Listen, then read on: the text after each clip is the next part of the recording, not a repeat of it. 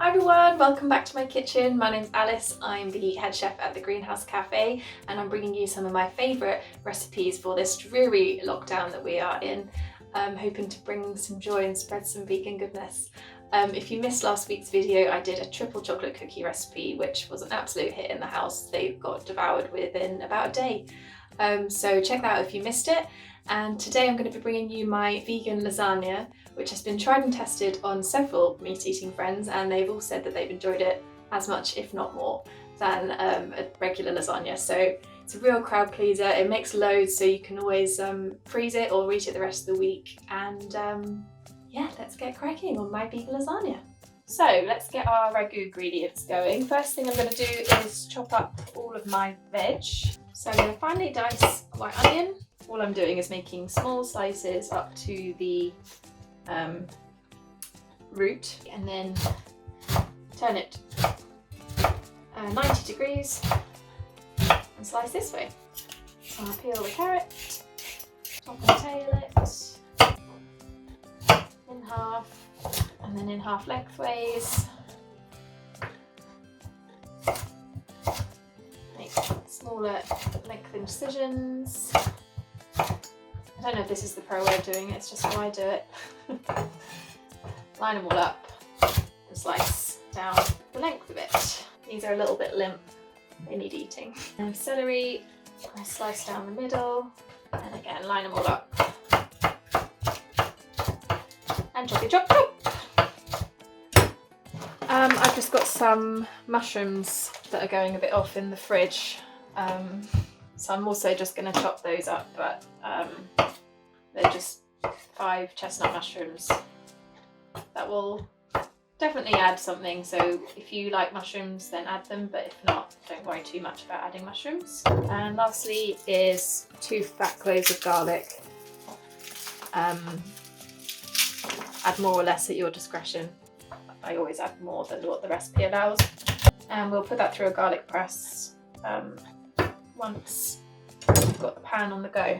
Today I'm using Magic Mince, which I got from the co-op, and I did use before and it's pretty good. But I'm also going to add half a tin of green lentils. Green lentils are a fabulous plant-based alternative to mince. But as I say, I'm going to use some vegan mince today as well, just because my boyfriend prefers it. And let's get frying. Honestly, middle class problems. I had to quickly rinse the crusade pot because I cooked sourdough in it the other day and I forgot to rinse it. So, right, let's get our pot going. Oh god, I've run out of olive oil. Usually I'd add 2 tablespoons of olive oil at this point. Top it off with some sunflower oil. Once it starts to shimmer, we can go ahead and add our onions. And now is the point where you add salt to the pan, because the salt not only helps to break the onions down and speed up the caramelization, but if you salt now, you may find you won't need to add as much salt at later stages. Just going to leave these onions for a couple of minutes, stirring them every now and again just to get a nice caramelization going. Okay, so I've got some colour starting to come on these onions. So I'm going to go ahead and add the celery and carrot. And to now add the mushrooms. Again, if you wanted to add any extra veg, now would be the time to do so. So your aubergine, your pepper, your courgette, in the garlic. So I'm just going to go run that through a garlic press. Add those 2 big cloves. I'm also going to add about half a teaspoon of dried oregano. I'm just going to turn the heat down for a minute and sort of let them sweat away. Right, so I've got some good amount of colour running through. I can really smell the garlic. So now I'm going to add our mince. It's not hugely necessary, but it is nice if you've got meat eaters you're trying to convince. Okay, so now I'm going to go in with 150 ml of red wine to deglaze and start building up the sauce. If you don't want to use red wine or any alcohol, just use some vegetable stock. But I do always have a secret bottle of cooking wine, so I don't confuse it with my nice drinking wine. Anyway, we'll get that in. We'll just leave that to bubble away and let the alcohol evaporate. Next I'm going to add a tablespoon of tomato puree. Looks good enough to eat. I'm going to go in with the old favourites. I'm going to add a teaspoon of balsamic vinegar, 2 teaspoons of soy sauce. Just going to go in with a tin of tomatoes, chopped tomatoes this is. I'm going to go in with our second tin.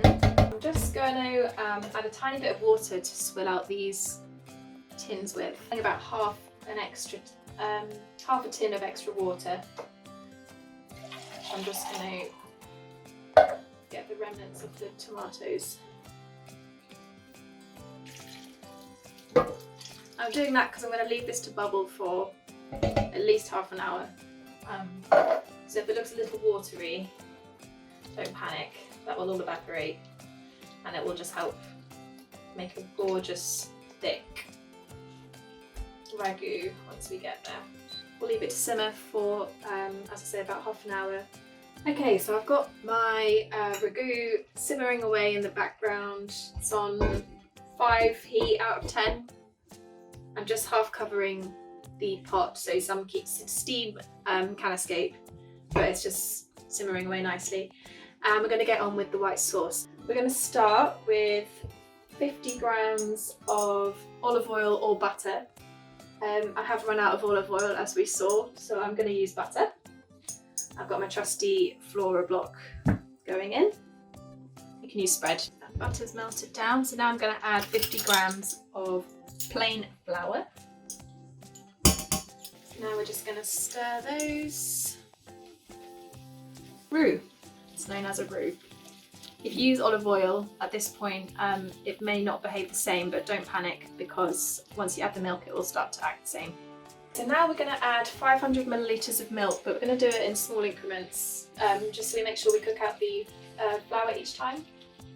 It's a good idea to pre-measure your milk, otherwise you can add too much or too little and you don't get the right consistency. So I've got fun here 500 millilitres of unsweetened soy milk. Just the cheap stuff from Tesco, doesn't have to be your fancy morning coffee milk. Heaven forbid. I'm going to go and add about 100 millilitres at a time and just stir it out, get rid of all the lumps. And you can see quite quickly that that's really thickened up. It's gone from a roux to a big white glob. So now's the time to add the next little bit of milk. So here we go. About another 100 millilitres. So what's the next step? We'll go in with the next bit of milk. It's looking nice and silky. So very nearly there. We are going to add all of the milk though. That's how we're looking now. I'm just going to add our last amount of milk. We've got our white sauce looking lovely. It's not going to taste of anything right now because it's just flour, butter and milk.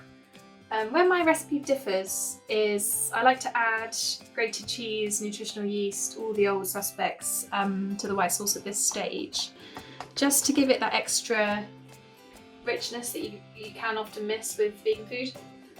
I'm going to add a tablespoon of nutritional yeast. Got this dairy-free great stuff I'm trying out. It's quite good.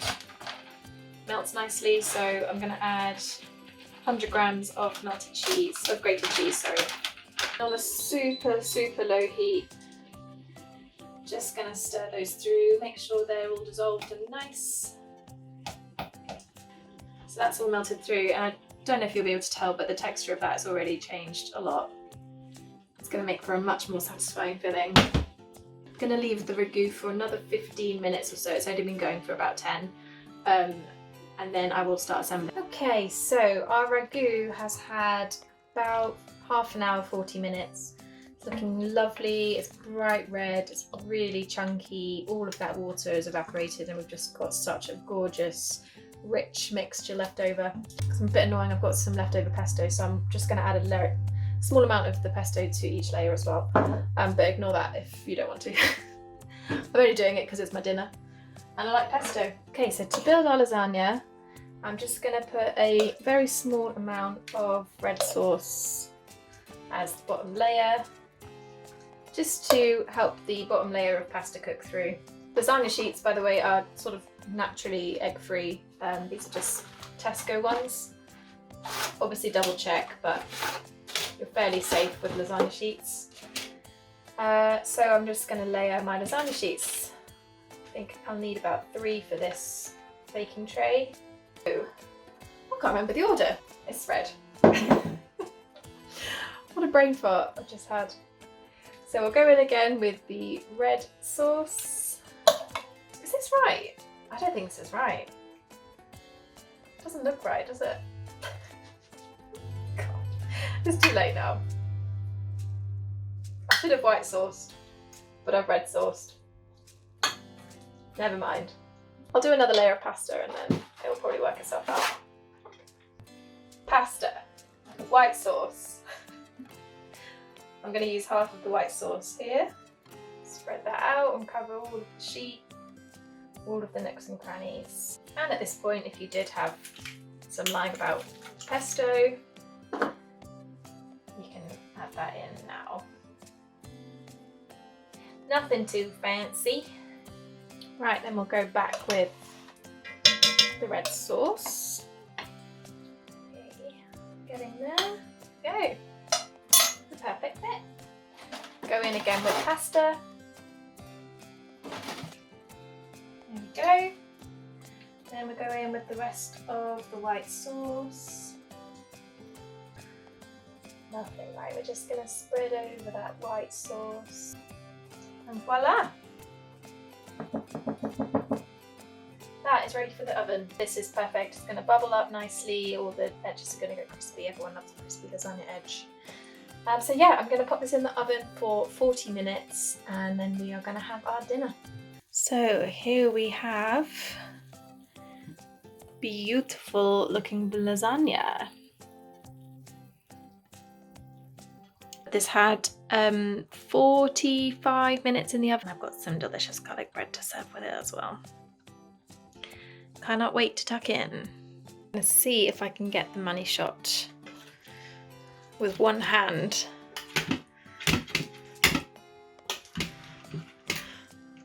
Oh my gosh. Whoa. Oh my gosh, look at that. Okay, let's give this a try, shall we?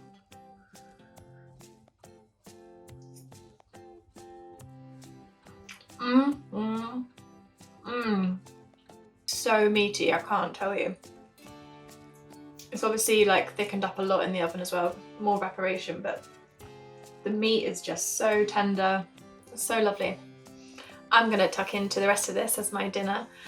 Really hope you enjoyed watching this week. Let me know how you get on with the recipe. Hope you enjoy it.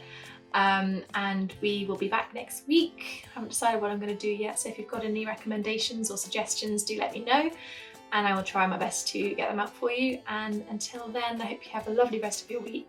The greenhouse will be back delivering in a couple of days, so we're really excited for that. And yeah, I'll see you guys soon. Thanks so much for watching. Bye.